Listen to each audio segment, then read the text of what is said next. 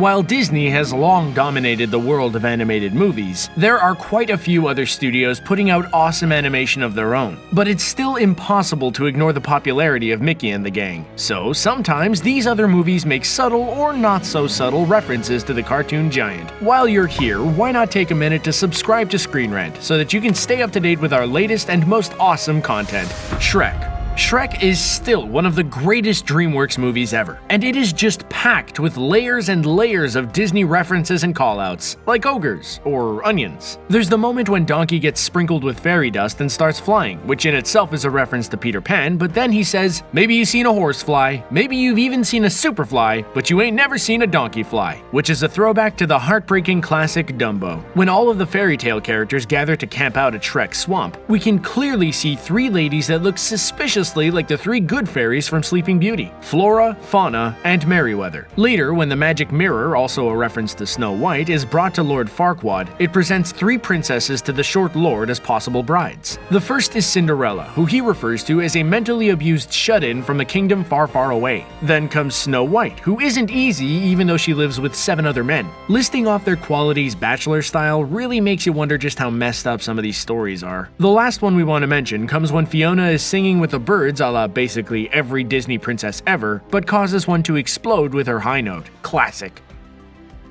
B-Movie.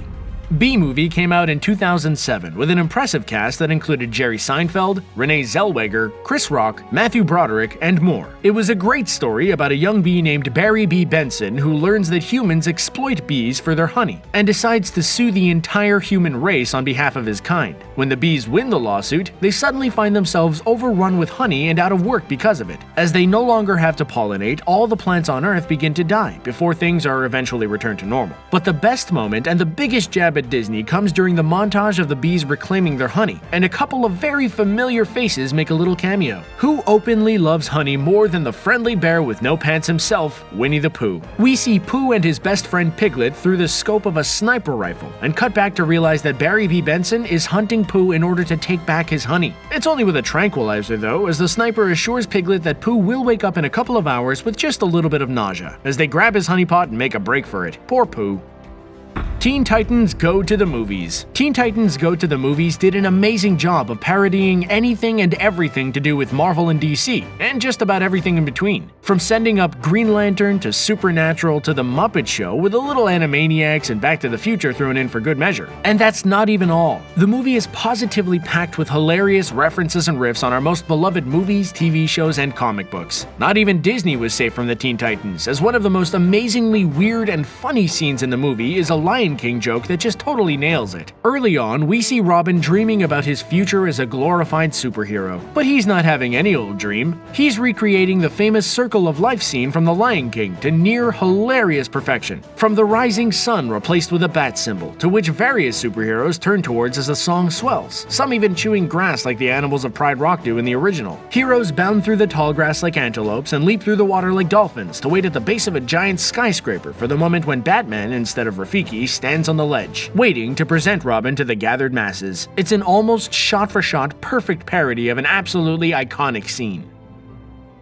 Flushed Away. Flushed Away might be the kind of title that makes you want to run away, but actually, it's one of the most underrated animated movies that has come out of the 21st century. From the studio that gave us the genius of Wallace and Gromit, Flushed Away is the story of a city mouse named Roddy St. James who is accidentally flushed through the sewer and into an underground city called Ratopolis. It stars Hugh Jackman, Kate Winslet, Andy Serkis, and Ian McKellen, among others. And in it are a handful of amazing Disney references that pay homage to their legendary movies while also making fun of them, just a little bit. Like the scene where Roddy is first flushed down the toilet and comes face to face with a little orange fish who asks him if he's seen his dad, which is an obvious reference to Finding Nemo. Or another scene where we see Roddy and his new friend Rita having dinner, and in the background are 2 slugs, recreating the infamous spaghetti scene from Lady and the Tramp, before one of them accidentally eats the other. Finally, when Roddy arrives in Ratopolis, he passes by a rat who offers him to feed the flies, 2pence a bag, which is a reference to the Feed the Birds song from the Disney classic Mary Poppins. The Iron Giant. The Iron Giant is arguably one of the most beloved animated movies of all time, and seriously one of the most heartbreaking. It came out in 1999 and hasn't lost any of its magic since, with new generations of fans being inducted by those who saw it for the first time almost 20 years ago. It was also the first time that Vin Diesel would lend his resonant voice to an animated character, though we all know that it wouldn't be the last. Isn't that right, Groot? Set during the Cold War, the story of the young boy Hogarth Hughes who discovers the giant robot who fell from space and goes to amazing lengths to protect him from the government is heartwarming, funny, a little scary, and has quite a few sneaky Disney references that if you blink, you just might miss them. First off, it features the famous Disney Easter egg A113 more than once, like on the license plate of the car that the Iron Giant chows down on. At another point, in an extremely meta twist, we see General Rogard watching the western that was featured on screen in 101 Dalmatians. Later, when the Iron Giant cannonballs into the lake, a raccoon who looks exactly like Miko from Pocahontas can be seen riding the tidal wave that results from the splash. Shrek II. Honestly, we couldn't keep going through this list without including the hilarious Shrek 2. The creators of these movies are just way too good at poking fun at Disney to not make another very well-deserved appearance here. Shrek 2 comes back for more with a From Here to Eternity / Little Mermaid crossover reference that is just perfect. During their honeymoon, we see Shrek passionately kissing someone on the beach. But oops, it's not Fiona. As the waves rush out, we see that it's actually a very famous and familiar-looking red-headed mermaid in his embrace. It doesn't end there though, as Fiona marches up to the two, grabs the mermaid by the tail, and flings her into the ocean, only to get devoured by sharks. And that's not even a fraction of the Disney send-ups that this movie delivers. We see Cinderella's Beverly Hills-style mansion, and her ugly stepsister also happens to be the bartender at the Poison Apple, a Snow White joke in itself. Other Disney faves who hang out at that same bar are a sad Captain Hook rocking a piano solo, and the classic villain, the Headless Horseman, sitting at the bar. Later, Sleeping Beauty passes out on the red carpet at the royal ball, Pinocchio gets turned into a real boy, Cogsworth and Lumiere make a cameo, and the list goes on and on.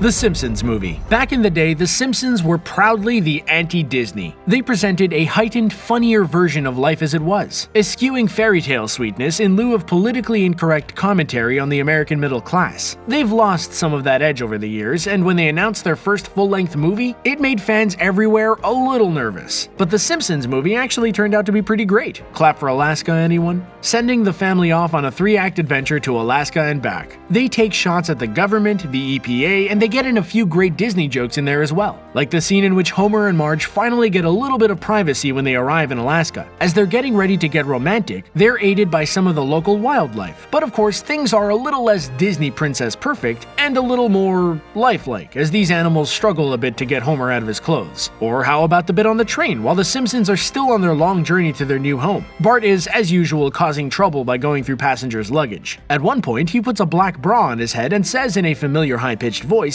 "I'm the mascot of an evil corporation."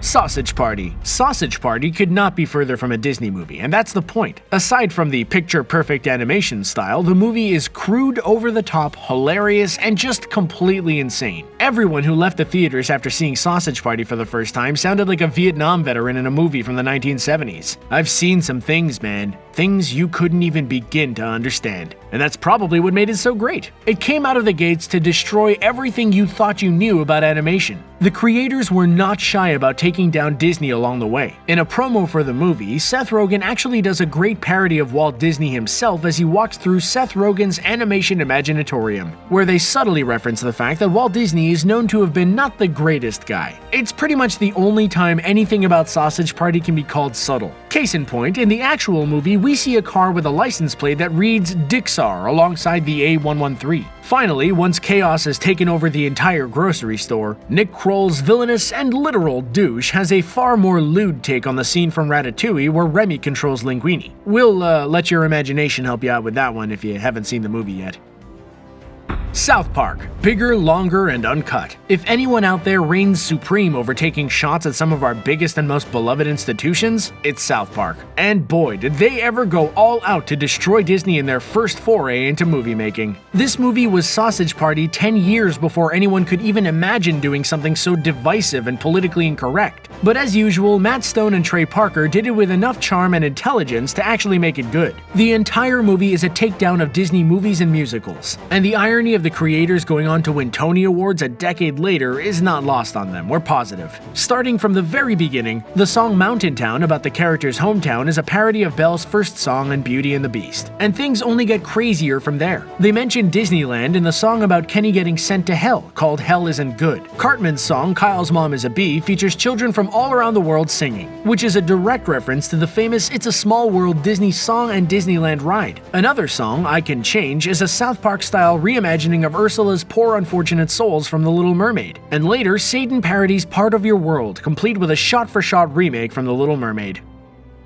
And many more. Of course, when you've made as big of an impact as Disney has, there is no escaping parody. There have been so many more moments that poke fun at Mickey and his friends that we just had to try and include them all. So here goes. A teaser for The Boss Baby opens up with a baby playing with toy versions of Lumiere and Cogsworth from Beauty and the Beast. The hilarious thing is that this aired in theaters right before the live-action remake of the Disney classic, which Boss Baby then totally beat out at the box office upon its release a week later. Ouch. In Despicable Me 2, Gru dresses up as someone he calls Tinkerbell, who is a total play on Tinkerbell from Peter Pan, with a little Glinda the Good Witch from The Wizard of Oz thrown in there for good measure. In a commercial for the Angry Birds movie, a poster can be seen in the background advertising a movie called Inside Snout, an obviously pig-related twist on the extremely popular Disney creation Inside Out. The beloved hit Space Jam has an amazing line where Bugs Bunny breaks the fourth wall to call out what kind of a Mickey Mouse organization would name their team the Ducks, which is an awesomely loving stab at the Mighty Ducks movie.